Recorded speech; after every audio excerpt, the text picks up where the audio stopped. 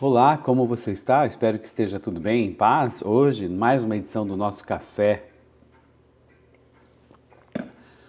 com Jesus. Vamos aqui para a leitura e reflexão de Levítico, capítulo 14. Acompanhe então a leitura, um pouco extensa. Conto com a sua compreensão e paciência. Vamos lá. A purificação da lepra. Disse também o Senhor a Moisés: esta é a regulamentação acerca da purificação de um leproso. Ele será levado ao sacerdote, que sairá do acampamento e o examinará. Se a pessoa for curada da lepra, o sacerdote ordenará que 2 aves puras, vivas, num pedaço de madeira de cedro, um pano vermelho e um ramo de sopo sejam trazidos em favor daquele que será purificado. Então o sacerdote ordenará que uma das aves seja morta numa vasilha de barro com água da fonte. Então pegará a ave viva e a molhará com um pedaço de madeira de cedro, com o pano vermelho e com o ramo de sopo, no sangue da ave morta em água corrente. 7 vezes ele aspergirá aquele que está sendo purificado da lepra e o declarará puro. Depois soltará a ave viva em campo aberto. Aquele que estiver sendo purificado lavará suas roupas, rapará todos os seus pelos e se banhará com água, e assim estará puro. Depois disso poderá entrar no acampamento, mas ficará fora da sua tenda por 7 dias. No 7º dia rapará todos os seus pelos, o cabelo, a barba, as sobrancelhas e o restante dos pelos. Lavará suas roupas e banhará o corpo com água, então ficará puro. No 8º dia pegará 2 cordeiros sem defeito e uma cordeira de 1 ano sem defeito, juntamente com 3 jarros da melhor farinha amassada com óleo como oferta de cereal e uma caneca de óleo. O sacerdote que faz a purificação apresentará ao Senhor a entrada da tenda do encontro, tanto aquele que estiver para ser purificado como as suas ofertas. Então o sacerdote pegará um dos cordeiros e o sacrificará como oferta pela culpa, juntamente com a caneca de óleo. Ele os moverá perante o Senhor como gesto ritual de apresentação. Matará o cordeiro no lugar santo, onde são sacrificados a oferta pelo pecado e o holocausto. Como se dá com a oferta pelo pecado, também a oferta pela culpa pertence ao sacerdote, é santíssima. O sacerdote porá um pouco do sangue da oferta pela culpa na ponta da orelha direita daquele que será purificado, no polegar da sua mão direita e no polegar do seu pé direito. Então o sacerdote pegará um pouco do óleo da caneca e o derramará na palma da sua própria mão esquerda. Molhará o dedo direito no óleo que está na palma da mão esquerda e com o dedo aspergirá 7 vezes perante o Senhor. O sacerdote ainda porá um pouco do óleo restante na palma da sua mão, na ponta da orelha direita daquele que está sendo purificado, no polegar da sua mão direita e no polegar do seu pé direito, em cima do sangue da oferta pela culpa. O óleo que restar na palma da sua mão, o sacerdote derramará sobre a cabeça daquele que está sendo purificado e fará propiciação por ele perante o Senhor. Então o sacerdote sacrificará a oferta pelo pecado e fará propiciação em favor daquele que está sendo purificado da sua impureza.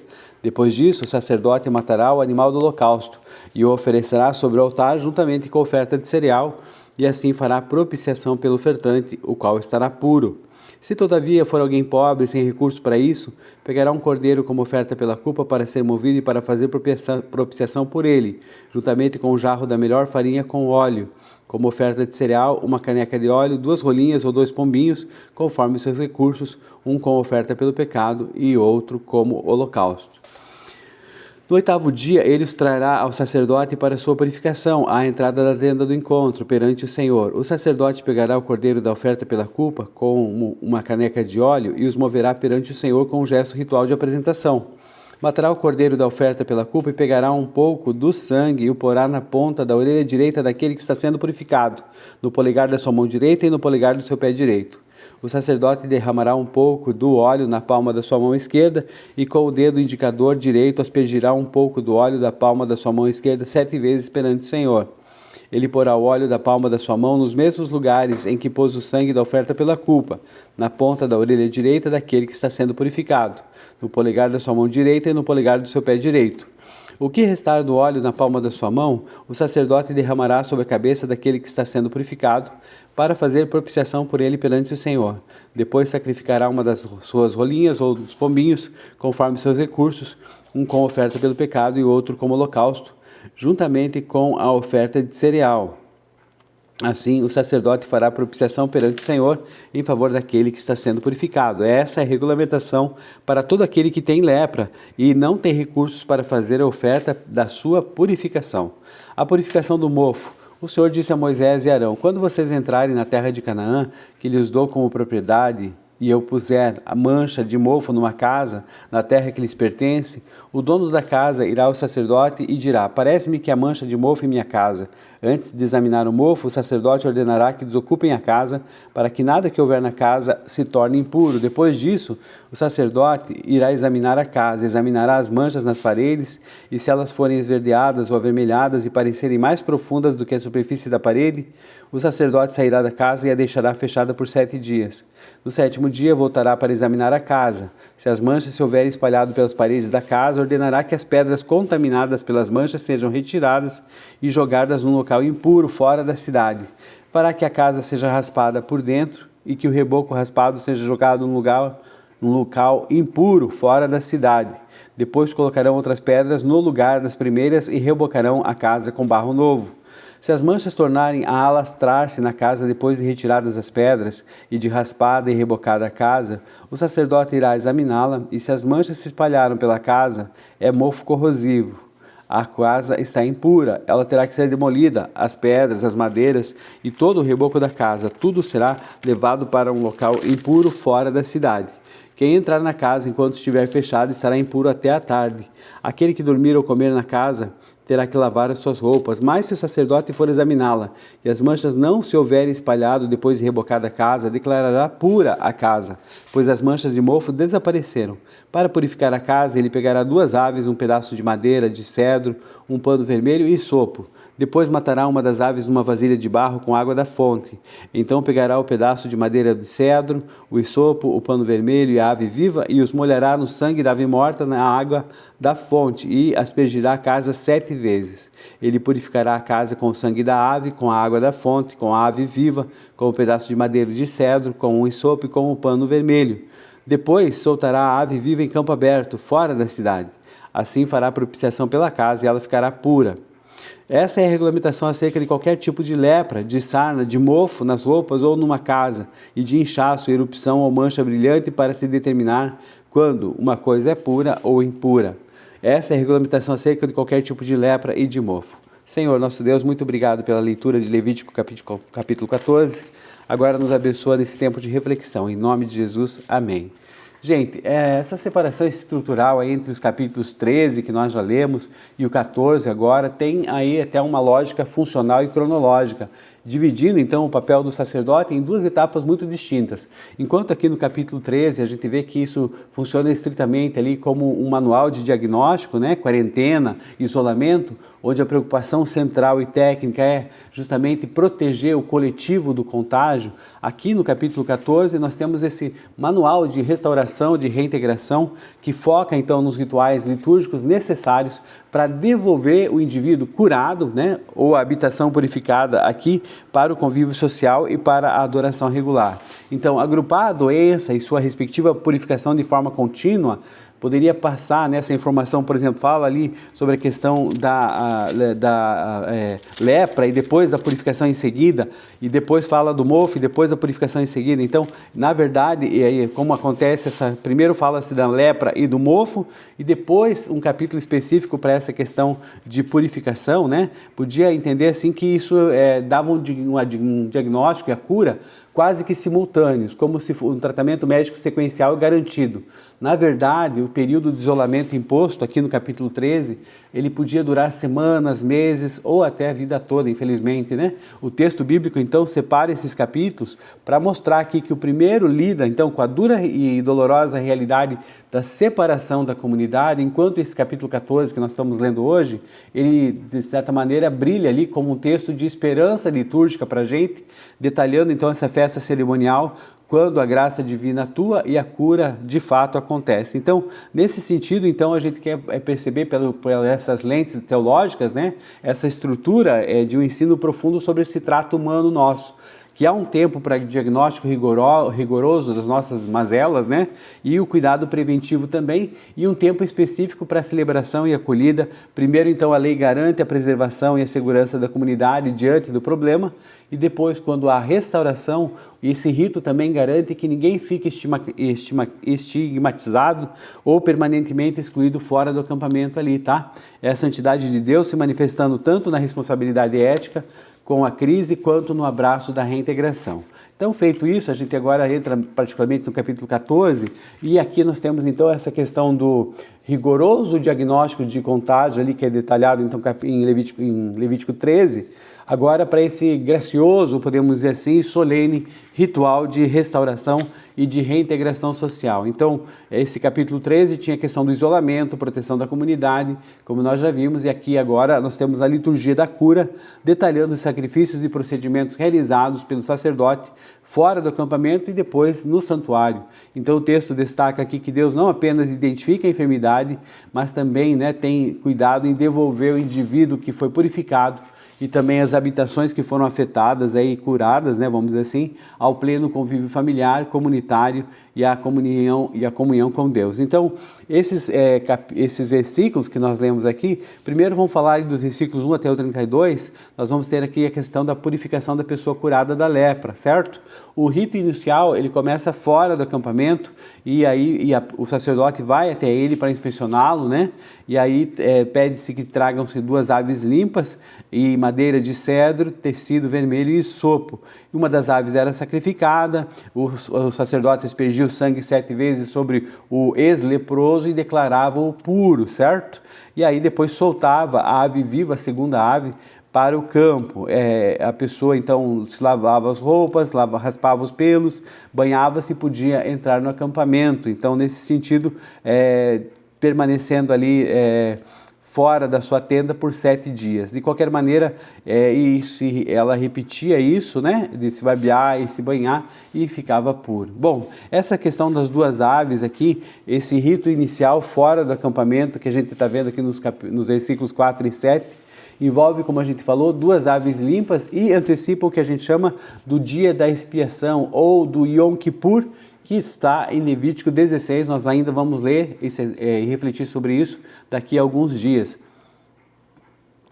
Nós vimos então que uma ave é sacrificada sobre um vaso de barro com água da fonte, representando o quê? O resgate e o preço da purificação. E a outra ave é mergulhada no sangue e é solta no campo aberto, levando então simbolicamente essa contaminação e essa impureza então para longe da comunidade. Então esse rito funciona então como um pequeno, vamos dizer assim, Yom Kippur individual. Assim como os 2 bodes lá ali em Levítico 16, que é a cerimônia do Yom Kippur, tratam de culpa de toda a nação, essas 2 aves tratam do estigma e da impureza daquele indivíduo singular, tá bom? E aqui a questão de esses elementos, o cedro, o isopo e o carmesim. O cedro representa então a força, é uma árvore nobre, representa longevidade e resistência a essa deterioração, que é o oposto, na verdade, da carne em decomposição pela lepra. Então tinha esse simbolismo, certo? O isopo também é uma planta aromática, esponjosa, a gente já viu aqui, com propriedades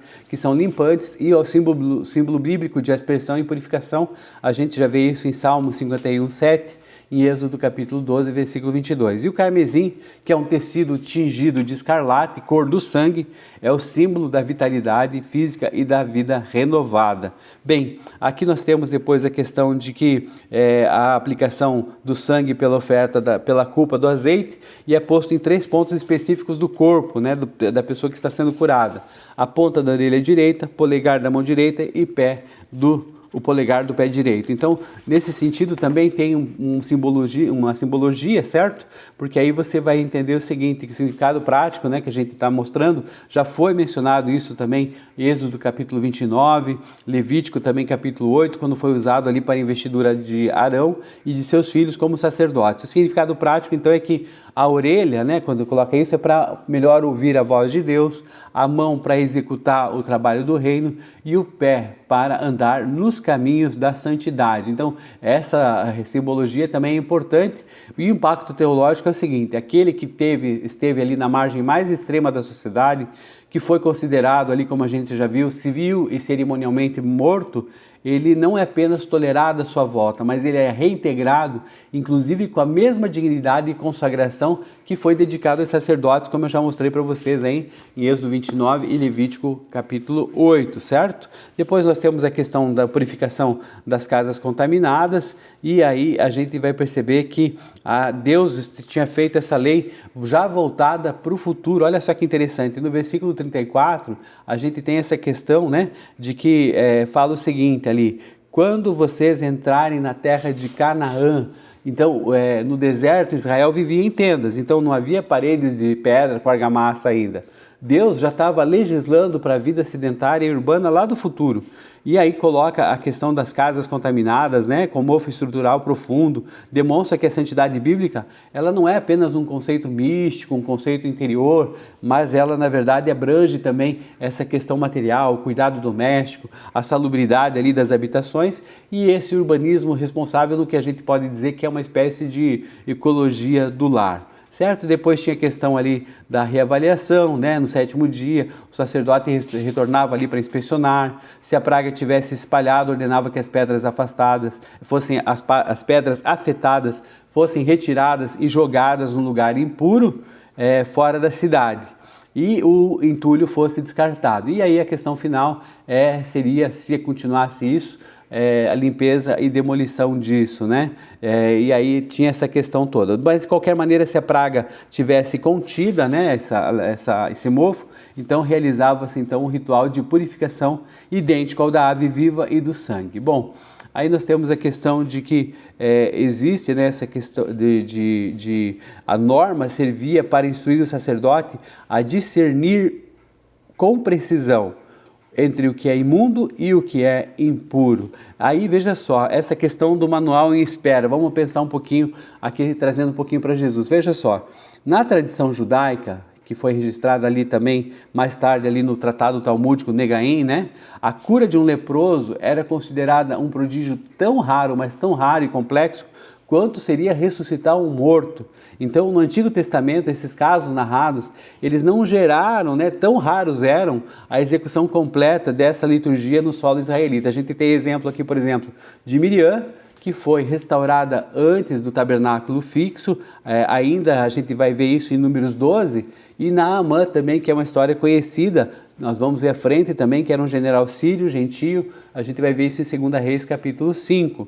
Então veja só, quando Jesus cura um leproso, lá no Novo Testamento, em Mateus capítulo 8, versículo 4, tem ali também os paralelos com Marcos e com Lucas, né? Marcos capítulo 1, Lucas capítulo 5, ele diz assim expressamente, Mateus 8, 4, tá? Vá, mostre-se ao sacerdote e ofereça o sacrifício que Moisés ordenou para que sirva de testemunho. Olha só, Jesus curando o leproso. Durante séculos, a classe sacerdotal estudou, preservou esse manual de Levítico 14, mas com raríssimas oportunidades de aplicá-lo. Esses dois são exemplos que a gente está vendo aqui na Bíblia. Mas ao enviar o homem curado para o templo, Jesus, ele meio que ativou essa engrenagem litúrgica que servia de comprovação cabal de que a era messiânica havia chegado. O que era raro, que não era utilizado, aconteceu. Sim, para entender porque esse ato de Jesus abalou essas estruturas sacerdotais, vamos analisar, né, além dessa questão da raridade do evento, a gente pode perceber também que ao longo de toda a história de Israel registrada nas antigas escrituras hebraicas, nenhum israelita comum jamais havia sido curado de lepra e passado pelo ritual completo de Levítico 14. Então, quando João Batista envia ali seus discípulos para perguntar se Jesus era de fato aquele, né, que haveria de vir, o Messias, a resposta de Jesus foi assim dessas credenciais. Olha só, Mateus capítulo 11. Voltem e anunciem a João que vocês estão ouvindo e vendo. Os cegos veem, os mancos andam, os leprosos são purificados, os surdos ouvem, os mortos são ressuscitados. Quando Jesus cura esse homem em Mateus 8 e diz assim, vai, se mostra sacerdote, ele colocou a classe sacerdotal diante de um fato incontestável, para que fosse oferecido ali o sacrifício. Então, o que os sacerdotes faziam? Eles estudavam o livro de Levítico de forma teórica e acadêmica, por gerações, mas o que aconteceu com a chegada daquele homem, o que acontece? Eles tiveram que tirar os rolos da lei do arquivo e executar o rito das aves, lá das duas aves, do azeite, do sangue, da orelha, da mão e do pé. E os sacerdotes faziam o quê? Diagnosticavam e isolavam os enfermos, conforme a gente viu lá em Levítico 13. Aqui no caso, o que eles tiveram que fazer? Tiveram que examinar um homem 100% curado e declarar oficialmente a sua pureza diante de toda a nação. Que impressionante, né? O sacerdote não podia negar a cura, ele próprio recusou ele próprio precisou realizar o protocolo de 8 dias e atestar publicamente que um milagre exclusivo do Messias havia acabado de acontecer nos arredores da Galiléia. Que situação!